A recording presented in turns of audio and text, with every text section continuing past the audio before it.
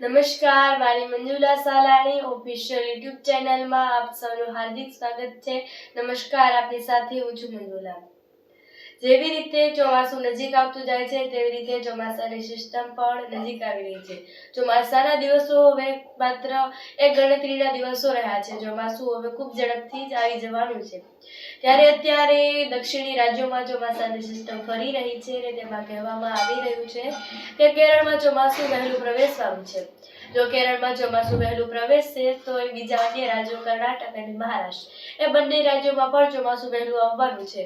જો એ વહેલું આવશે તો ગુજરાતમાં પણ ઝડપથી તેની અસર થશે અને ગુજરાતના જે રાજ્યો છે એ ગુજરાતના જિલ્લાઓમાં ત્યાં બધે વરસશે અને ગુજરાત અન્ય આજુબાજુના રાજ્યોમાં પણ તે એ ખૂબ ઝડપથી ત્યાં આવશે અને એ ચોમાસું ત્યાં પ્રવેશશે.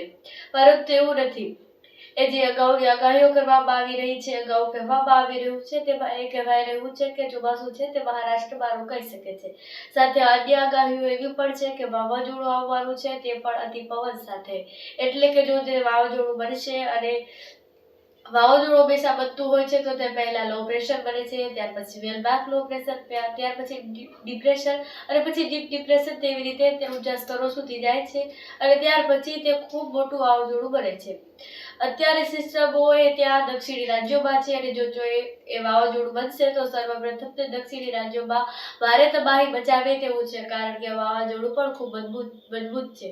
એ સિસ્ટમો ધીમે ધીમે ગુજરાત તરફ પણ આવે છે અને તે ગુજરાત તરફ પણ આવી શકે છે અને ત્યાં પણ તેની અસર થઈ શકે છે.